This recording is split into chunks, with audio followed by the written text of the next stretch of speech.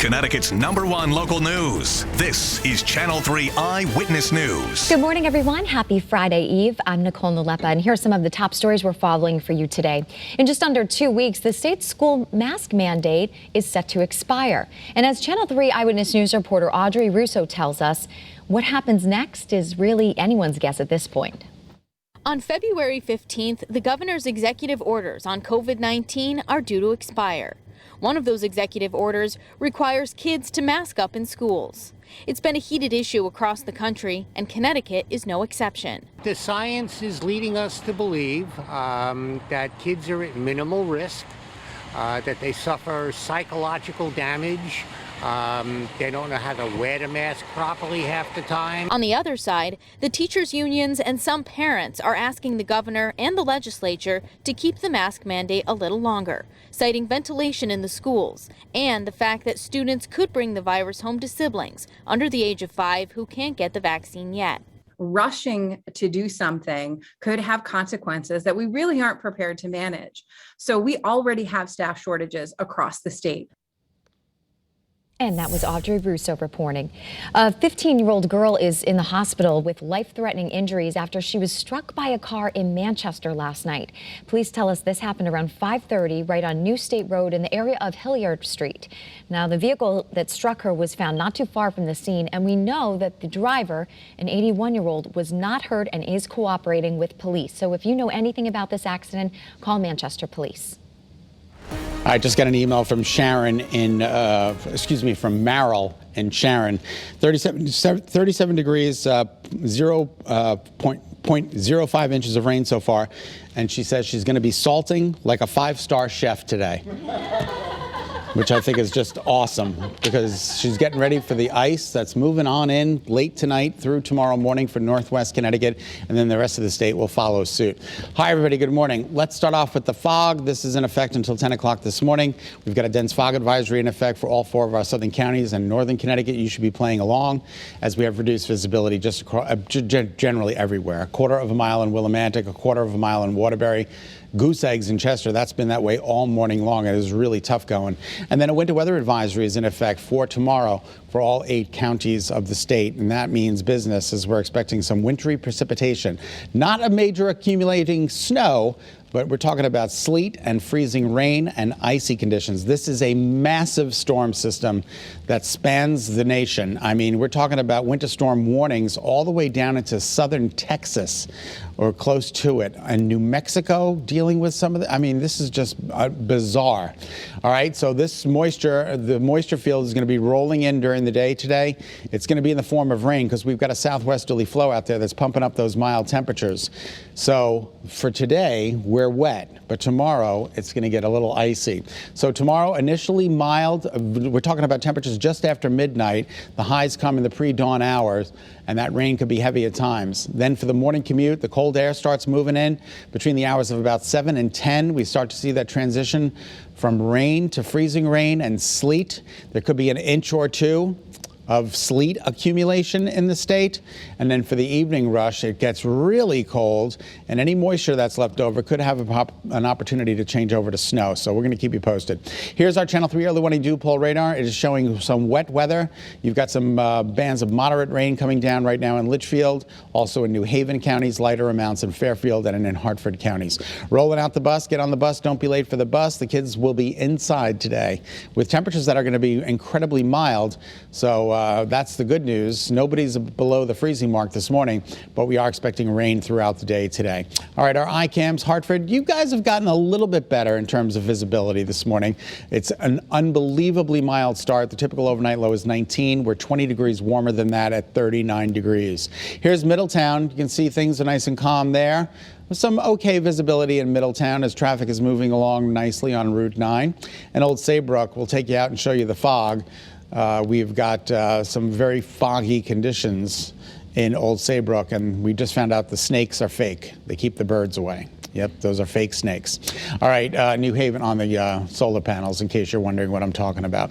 All right, let's take you out and show you New Haven. Really tough going in New Haven. It's been a really tough morning all morning, so just exercise caution if you're out there. 39 degrees in New Haven. Look at stores, 40 degrees on February 3rd. We'll take these numbers, but unfortunately, they'll be dropping through the night tonight and through the day tomorrow. The temperatures are going to be coming down, down, down. All right, we're talking about numbers out there. Willimantic, you went to 35. You're back to 33. You're the closest to freezing that we've got out there, but everybody else is generally in the mid to upper 30s, if not low 40s. We're up from yesterday. Yesterday we were up from the day before, and the winds are calm. Here are your headlines. It's a foggy, milder start. We have a winter weather advisory in effect for tomorrow. And tomorrow just looks plain old messy from beginning to end. All right, here's the rain icons with us all day as temperatures move into the low to mid 40s today. More of the same for the immediate shoreline. We'll see those numbers top out between 43 and 44 with rain expected. And here's the early warning futurecast, tomorrow's weather today. We're expecting that rain to be moderate to heavy this evening through tonight and into tomorrow. Look at that. Now here comes the mix. Here comes that cold weather. Here comes that cold air moving into northwest Connecticut. This is very early tomorrow morning. And then we're dealing with some sleet and freezing rain through the day tomorrow. And then the moisture field kind of winds down in the afternoon. We're hoping it winds down before the evening rush so we don't have to deal with snow, but we are going to have to deal with freezing conditions. Any moisture out there is going to have an opportunity to freeze up. And tomorrow night is not looking great to be out and about on the roads. All right, now the European model, it does the same thing basically, but it keeps the warmer air in place a little bit longer. So this is 4 a.m. You'll notice we're just starting to get into the mixed precipitation. Remember, between the hours of 7 and 10, it's going to get a little precarious around here.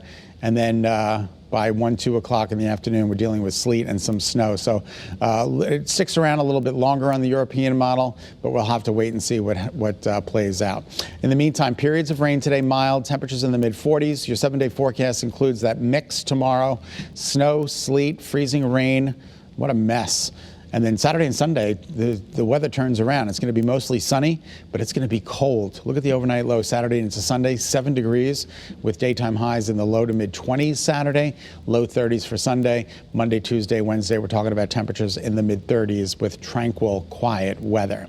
That's some good news. All right, 7:07 is now the time. Nicole, we'll send it back to you. Wow, you've had a lot to talk about, and you'll have a lot to talk about tomorrow, Scott. Thanks for all that info. Now at 7:07, we all soon may pay less money in taxes. How does that sound? Governor Lamont is asking the legislature to cut taxes by more than $300 million. Now, the tax cuts would be on everything from your home to your car. But don't forget, the Capitol is the key because the legislature still has to approve them. Now, Governor Lamont is proposing that more than $300 million go towards property tax credits, raising the amount from $200 to $300. There would also be more tax exemptions on pensions along with annuities. With student loan credit for employers paying for college courses, there could also be a significant drop in car taxes, so the mill rate would be capped at 29. Right now, some cities are as high as 45. The state would reimburse towns, though, for the difference. And one potential hang-up could be whether the cuts would be temporary. Now, Connecticut does have a surplus, that is, now, in large part due to federal COVID relief. And some critics worry that potential cuts could get yanked away after that cash goes away. But as you can imagine, most local homeowners that we talk to say that they're pretty intrigued with this. Sounds good. It's just we have to see, I think, the bigger picture, where all this money going to be coming from. You can find a lot more information about the governor's proposal right now on the Channel 3 app. Now, legislators will be returning to the Capitol next week, and you can expect these potential tax cuts will be part of the conversation, and we'll keep you posted on that conversation. Now taking you to Manchester, where 16 people are without a home after a house fire on Oak Street last night. Now, when our crews arrived, we could see flames shooting out from the roof and the third floor.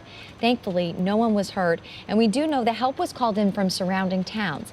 But right now, it's still not clear what started the fire, so we'll keep you posted on that. And we also have new details this morning about the New Haven teacher that was arrested for an incident with a student. Police have identified her as 49-year-old Jennifer Wells Jackson, a literacy teacher at King Robinson Magnet School. She is charged with risk of injury to a minor and breach of peace after allegedly pulling the hair of a 12-year-old student.